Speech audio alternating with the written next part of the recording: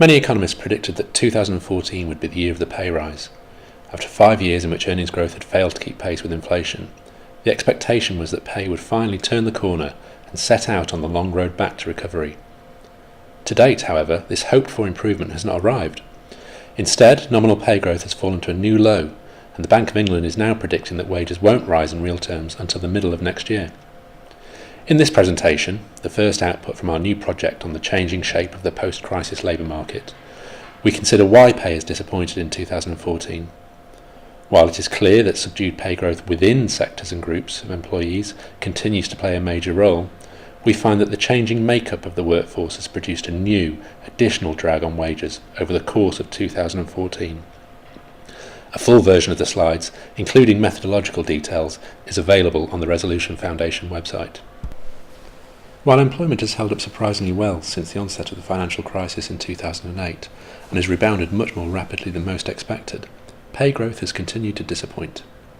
As the blue line in this chart shows, annual increases in the regular pay measure captured in the ONS's average weekly earnings have consistently fallen below inflation, shown by the red line, resulting in a 6-year pay squeeze. Having averaged 4% before the downturn, nominal weekly earnings growth dropped to around 2% in 2011 and 2012. But as economic recovery built in 2013 and 2014, so pay growth fell again to just 1%. Yet pay settlement data and some business surveys suggest that pay is increasing for some employees. The divergence between such measures and the official AWE data in part reflects the partial coverage of business surveys and the fact that they ask different questions. For example, survey data captures the balance of respondents who say they have increased pay in the last period, but not the magnitude of such increases. A given balance may therefore be associated with lower average pay growth than was the case before the crisis. But the divergence between these different measures also reflects the absence of any compositional account in the survey and settlement data. That is, only the AWE measure captures the impact on average pay of changes in the mix of workers and jobs in the UK labour market. In this analysis, we considered the impact of such changes in a number of employee and job characteristics over recent years. In each instance, we identify a wage effect, which measures pay changes within different sectors, and an employment effect, which captures the impact of changes in the composition of the workforce across these different characteristics. Looking first at industries, this chart shows how much of the annual growth in AWE recorded in each month can be accounted for by wage effects, in the grey bars, and how much by employment effects, in the red bars. Here we see that the changing industrial mix had a minimal impact on pay growth pre-crisis, but was negative after 2008, compounding a generalised slowdown in wage growth within industries. After turning positive in 2012 and 2013, this compositional effect again dragged on growth during 2014. To understand why compositional changes have played out in this way, we can consider where employment growth has been concentrated in recent years. In this chart, the x-axis shows the change in employment within each industry in the year to Q2 2009, centred around the average for all industries. So, industries to the right of the line increased their employment share over the period, while those to the left reduced their share. The y-axis shows average pay within each industry relative to the overall average. Industries above the line can be considered relatively high-paying, while those below it can be considered relatively low-paying. Clustering of industries in the top right quadrant would therefore indicate growth in high-paying industries. Similarly, clustering in the bottom left quadrant would indicate declines in low-paying industries. Either of these outcomes would help to push average wages up. In contrast, clustering in the bottom right or top left quadrants would indicate that the employment share of lower-paying industries was rising, by pulling down on average pay growth. In all instances, the size of the bubbles show the overall employment share accounted for by each industry. The bigger the bubble, the more of an impact a given change in employment or pay will have on the overall average. At the start of the downturn, we see a big decline in employment in the large and relatively high-paying manufacturing industry, and an above-average fall in employment in the very high-paying finance sector.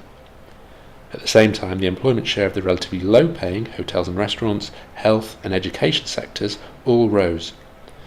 As a result, the changing industrial mix acted to reduce average pay growth. This effect turned positive in 2012 thanks to a rebound in the manufacturing and finance sectors. but it has turned negative again in 2014 because of falling employment shares in finance and public administration, and because of strong employment growth in hotels and restaurants. Other job and employee characteristics have pulled in different directions. Occupational changes have largely been positive in the period since 2004, but they have dragged on pay growth, as shown by the negative red bars, in 2014. This appears to have been driven by a significant decline in managerial roles over the past year, and by strong employment growth in lower paying caring roles and elementary occupations, such as cleaners.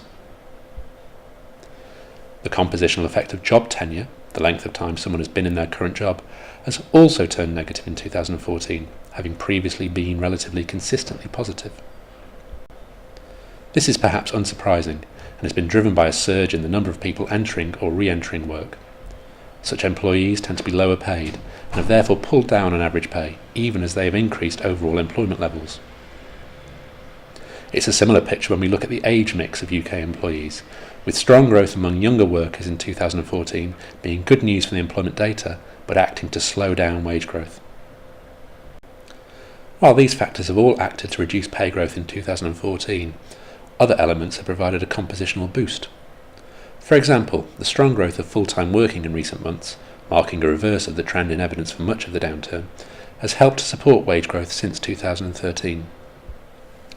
Similarly, the general upward drift in qualifications that occurs as less qualified workers retire and are replaced by higher qualified starters provides a consistently positive boost to average wage growth. With all of these factors pulling in different directions, and overlapping to some degree, it's hard to conclude what the overall impact of recent compositional changes might be. To do so, we run a regression analysis that controls for each factor in turn, allowing us to determine the relative importance of each factor to the overall picture. As this chart shows, the compositional effect was consistently positive from 2006. This is to be expected given long-run shifts in the workforce such as rising qualification levels. A compositional boost to pay could be regarded as a normal state of affairs. However, recent months mark a departure from this trend, with the overall compositional effect turning negative for the first time in the period we've looked at. It's worth noting again that the shrinking of the grey bars, the within-sector wage effects, account for the largest part of the overall wage slowdown over recent years, but the newly negative red bars provide an important additional drag on growth. Splitting the overall compositional drag in the first half of 2014 into its constituent parts, we find that positive effects associated with the rise of full-time working and rising qualifications have been more than offset by the compositional reductions associated with job tenure and with age, and, most particularly, because of the downward shift in the occupational mix in the labour market. If the overall compositional drag in 2014 is removed, we find that real wages would indeed have turned the corner. Here the blue line shows year-on-year growth in reported AWE in real terms, while the bars show what that growth would look like if we ignored the impact of the changing makeup of the workforce. Over the period as a whole, compositional changes have boosted pay. If they weren't present, then average earnings would have fallen by 10.8% since 2007, rather than the reported 8%.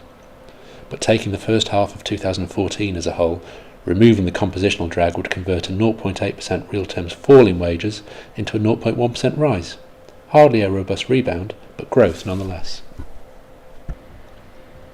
Looking forward, it's likely that the compositional changes associated with the surge in employment among younger and less experienced workers will drop out of the year-on-year comparison in 2015, raising the prospect that pay might finally turn the corner. However, what happens next in terms of occupational mix is harder to predict. If this year's downward shift proves to be temporary, then there are reasons to be optimistic about wage growth next year. If, however, it represents a shift towards a new phase for the labour market, in which we produce lower quality jobs, then the compositional drag that has arisen in 2014 may yet persist. Either way, given the extent to which within-sector wage effects have dominated in recent years, prospects for ending the pay squeeze rest on a return to productivity growth and the willingness of employers to ensure that workers obtain a fair share of these gains, topics that we'll return to over the course of this project.